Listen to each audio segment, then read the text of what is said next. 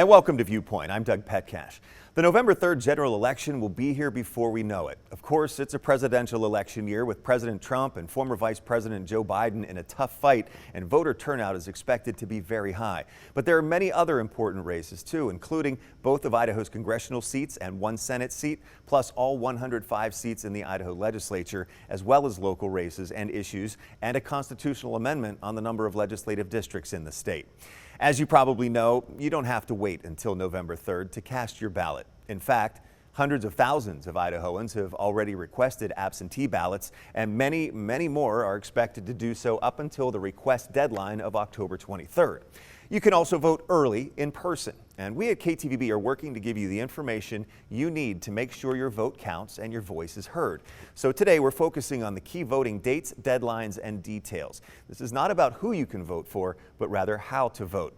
Let's start with some of the key dates and deadlines. First of all, the deadline to register to vote, as I mentioned, is October 9th. But if you miss that deadline, you can register day of at your polling location. Same-day registration is also available at early voting locations. Early voting is available October 19th through the 30th, although this varies by county. Check with your elections office to see if it's offered in your county. It is in Ada and Canyon. October 27th is the suggested absentee ballot mailing deadline, so it gets to your clerk's office on time. And of course, Election Day is November 3rd. Polls will be open 8 a.m. to 8 p.m. Absentee ballots must be at your clerk's office by 8 p.m.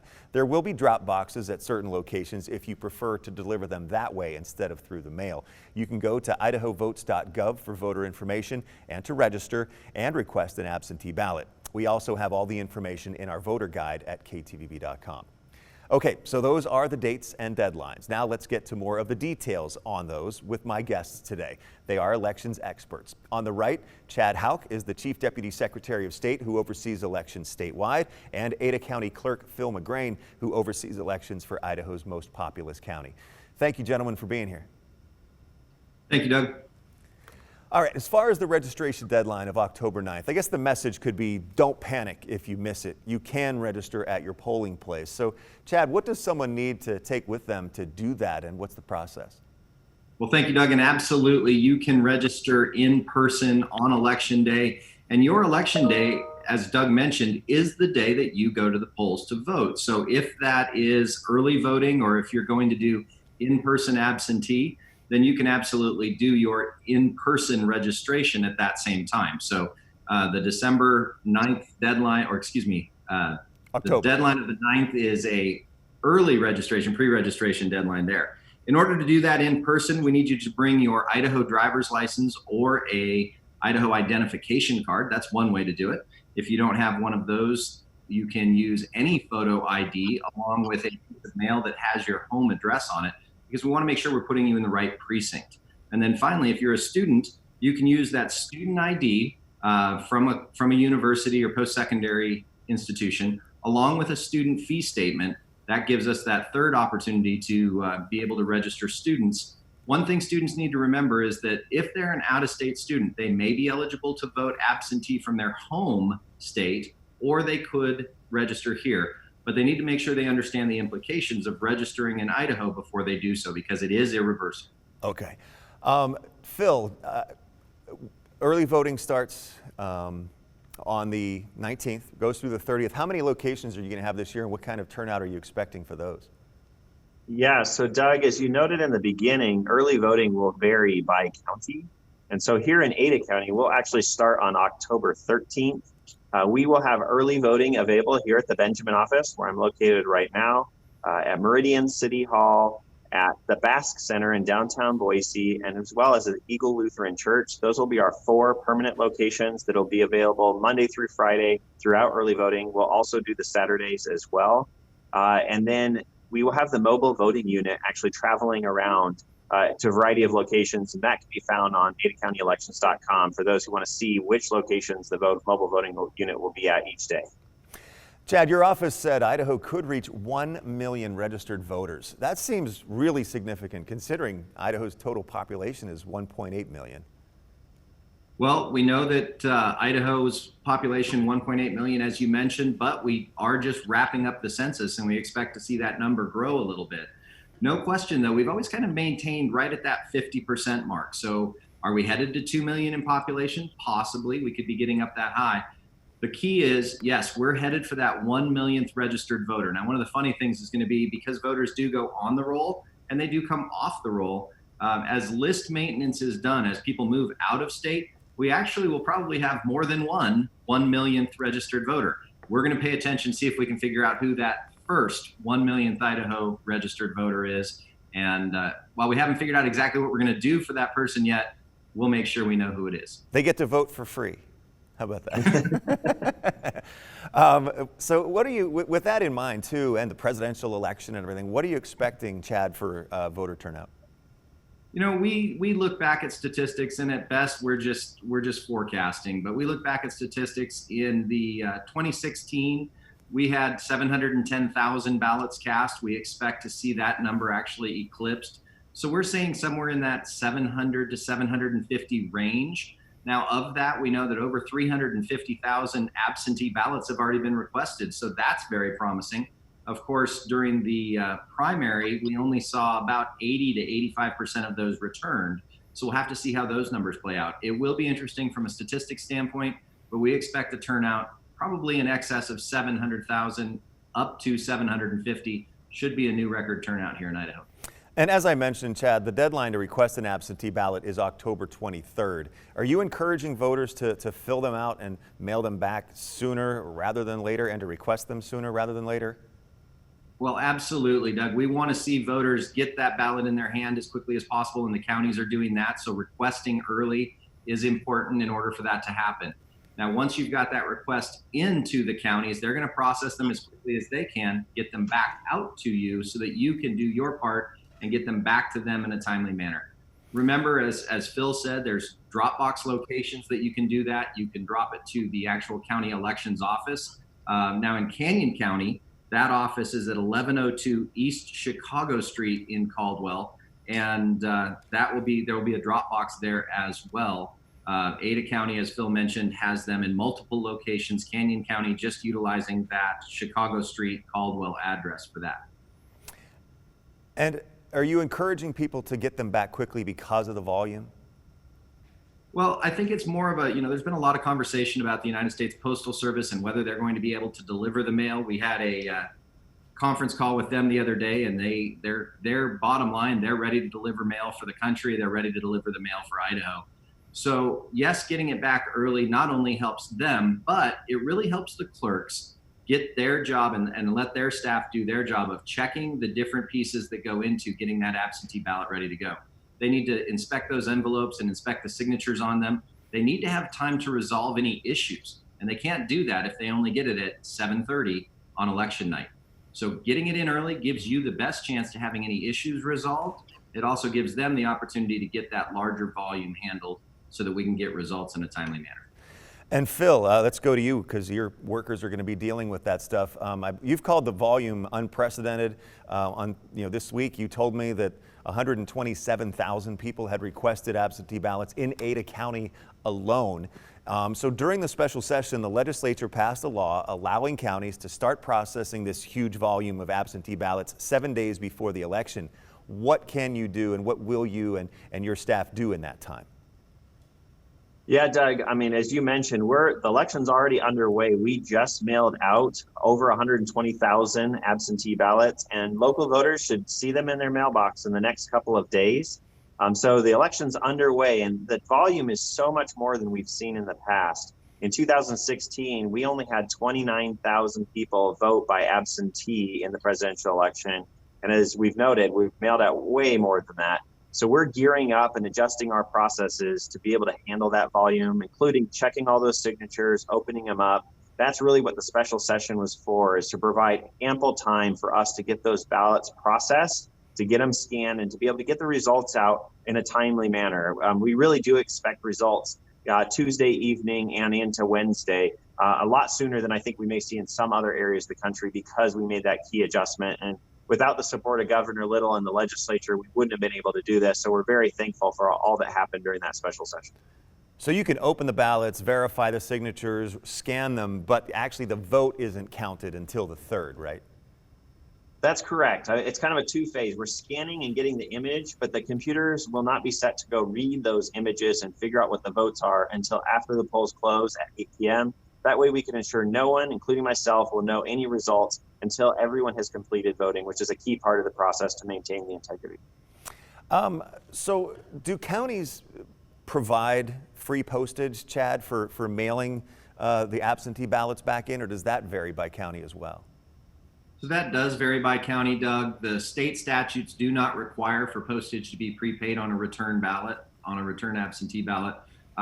Many counties do. I know Ada County, after the last election, Ada County picked up their own pre-permit so that they could put that on the mail going out. But the key is, if you've got an issue with it, contact your county clerk. Let us know. We don't want to have anybody that can't get their ballot back. Again, you can return them by hand as well. You're not required to bring them in by mail. And I think that's why statutorily the state hasn't required that the counties provide that return postage. Phil, let's just explain the basics here too of absentee ballots. You're sending them out, people will get them in the mail. What will they see in their mailbox, and then what do they do with that to make sure that they vote correctly and get it back to you?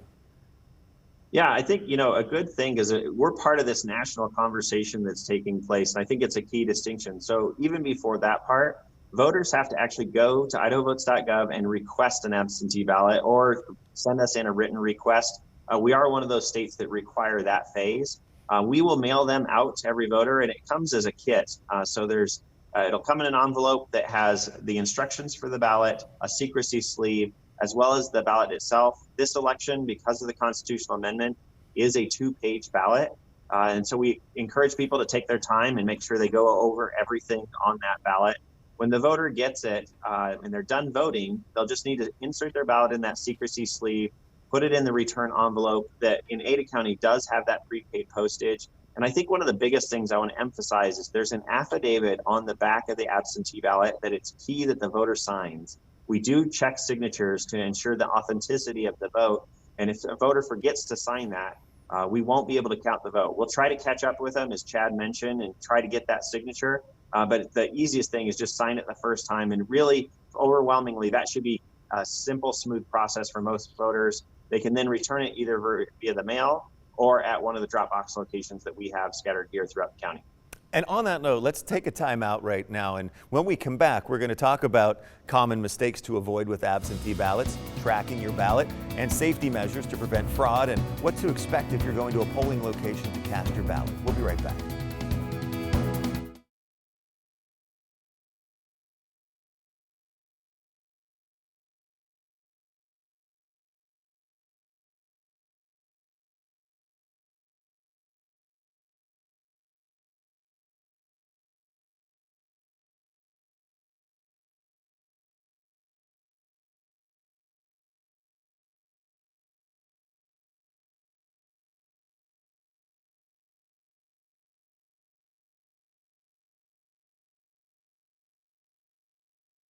And welcome back to Viewpoint. Today we're focusing on the key voting dates, deadlines, and details for the November 3rd general election. My guests are Idaho Chief Deputy Secretary of State Chad Houck on the right, and on the left, Ada County Clerk Phil McGrain. So Chad, to emphasize something that Phil touched on in the previous segment, what are some common mistakes people make in filling out and sending back their absentee ballots that may get them thrown out when it's time to be counted? It's something that Phil did mention, and that is that the first response to a ballot coming back in some improper format is not that the ballot is thrown out. The first thing that clerks try and do in every case is to try and resolve that issue, whatever the issue may be. But first and foremost, I think the single largest issue that is faced by absentee ballots is having them returned without the affidavit signed at all. Beyond that, you'll see multiple, if you have a family that has multiple voters, that maybe there's 2 or 3 ballots in a single secrecy envelope and only one outer envelope, that's a problem. You might see multiple secrecy envelopes in a single outer envelope, that's obviously a problem as well.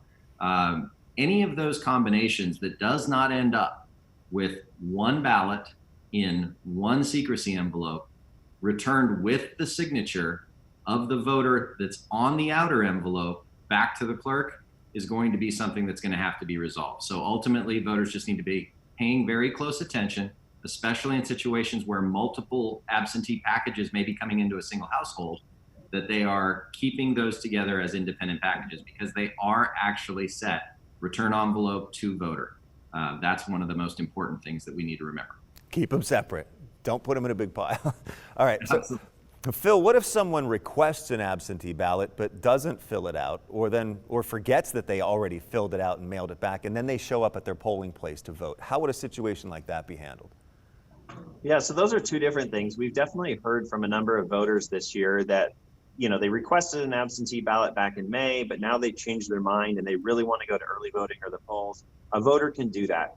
We do have records knowing that we've mailed them an absentee ballot, but the poll workers at early voting and at the polls know that we've mailed it, but that hasn't been returned. We're always cross-checking through the systems that we have. So we will reissue a voter a new ballot so they can vote at the polls. The key thing is to make sure no one tries to vote twice. We are tracking that and monitoring that throughout the process. If a voter has returned their absentee ballot and they forget and they head to the polls, the poll workers know that as well. So they will not issue someone a ballot who has already voted. Whether they voted by absentee or early voting, the poll workers know that. And we're cross-checking to make sure the integrity of it and to make sure no one is able to vote twice. And of course, it's a felony to knowingly vote twice with some pretty stiff penalties. So for both of you two here, what are the safety measures that are in place to prevent fraud, to verify the ballots, to check the signatures? And Chad, I'll start with you on that one. Well, as Phil just mentioned, we do have a tremendous number of different safety measures in place. There is such a thing as an official ballot, and it's not just something that you can take when you get a ballot, throw it on a Xerox machine and be able to vote that. Because our poll workers are trained to be able to identify an actual official ballot and know that that's what they're issuing you. To the end of the voter that has received an absentee ballot, one of the things you can help us do is keep that ballot inventory intact by bringing, if you choose not to vote that absentee, bring that ballot with you to the polls so that it can be spoiled by a poll worker so that they know that that ballot that was issued to you is now no longer a valid ballot. And then they can issue you an election day ballot and move forward from there. Additional security measures, as we mentioned, there's barcodes on absentees. There is a system that communicates back and forth when counties check those absentee ballots in and communicates with the poll worker out in the field as well. So there's a lot of things going on behind the scenes that people don't easily identify up front. But in all honesty, it's a very complex system to make sure that everybody gets the opportunity to vote one ballot and only one ballot. And Phil, your office is going to be receiving, could receive as many as 130,000 absentee ballots or more. We'll see. But it's hard to wrap your mind around something that's that big, that many pieces. But your staff actually goes through each and every one of them by hand to check, correct? That is correct. We check every single signature on every single absentee that's returned. And really, we learned a lot from the election back in May where we switched all to absentee. We've made some really crucial adjustments to our process to handle this enormous volume. We now have new mail sorting equipment to assist us in processing all these absentee ballots. And we'll be using those 7 days we talked about earlier to lay out and make a plan for how we're going to get all of them open, get them scanned, while at the same time running everything that's going to be going on at our polling locations. I think that's another big thing. Most of our energy on a typical election goes to the polls. This time we're really running almost two giant elections simultaneously, one via absentee and one out at the polling locations.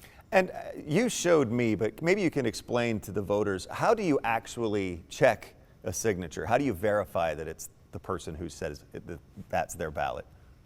Yeah, as you mentioned, we actually have an educational video on our website that walks through the process, and we're able, with the software that we use, to easily pull up. When I search Doug Petcash, I can easily pull up your name and your signature from your voter registration card. We also have access to driver's license records to look at the signature there. And we're looking for a match. We're looking to confirm the voter is who they say they are. So we're looking at the handwriting. We do training with our staff to make sure to look for things. But one of the questions I've gotten is, well, what if I sign my name one really specific way on my registration card? If you're John Doe and sometimes you sign Jonathan Doe or J Doe, all those variations will still count. We're really looking to confirm the person, not that it's a perfect match in terms of the signature. And so, when we look at May, we rejected 0.6% of the absentee ballots that came in, which is a small fraction. Over 99% were accepted. And as Chad noted, the overwhelming reason 3/4 of those were rejected was because people forgot to sign it all. There wasn't a signature for us to check. And so again, I'll reiterate how important it is for people to sign their absentee ballots. So Chad, you have this unprecedented number of absentee ballot requests right now. I think you said 350,000 at this point. With that, a lot of people are doing this for the first time, and they might be a little concerned, is my vote going to count? Is it going to get to the office it needs to get to? So there is a way, though, for voters to track their absentee ballots through the whole process, right? Absolutely. So if you were to go to idahovotes.gov and simply look for a blue button that says check your voter record, on that blue button, when you click on that and move into it's going to ask for your first and last name and your date of birth. It's going to pull up your voter record. And right there on that voter record, you're going to see the status of that absentee ballot. It's either going to show that it's been requested, that we don't have a request on file for you, possibly that it's been sent, meaning it's on its way from the county to you, or that it's been received back because you've mailed it back to us and the county's already checked it in. Those are the different status points that you're going to be able to find there. And at that point, you can make a decision on whether or not you're going to call the county clerk to follow up on that. Now, as Phil mentioned also, a lot has gone into prepping for this election to be able to handle that volume and to try and process those things quickly. In fact, Idaho, through money made available from the federal government under the CARES Act, has invested over $2.4 million in our 44 counties, respectively, to prep ourselves for this November election. In addition, we've spent over another $1.5 million on just increasing the security of our statewide elections infrastructure. So a significant investment that's gone into the state of Idaho in our elections infrastructure and our elections processes over the course of the last 9 to 11 months. I just have about 30 seconds left, Phil. I want to show our dates and deadlines graphic again. The final important date, of course, is Election Day, November 3rd. Phil, what will voters find at their polling locations on Election Day in terms of coronavirus safety precautions?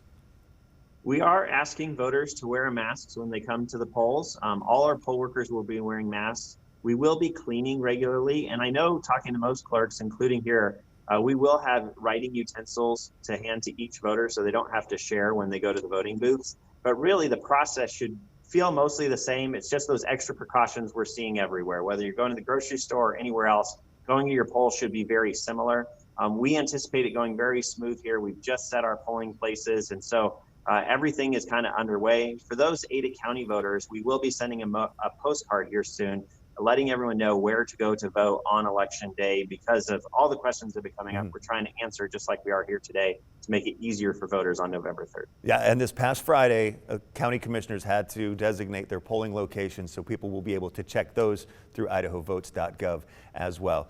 Chad Houck, Deputy Secretary of State, Phil McGrain, Ada County Clerk, thank you both so much for your time today. It's great information for people to know that they have what they need to know to vote and have their vote count. Thank you. Thank you, Doug. Thanks. All right, take care, guys. When we come back in 2 minutes, I'll share some websites that can answer your voting questions.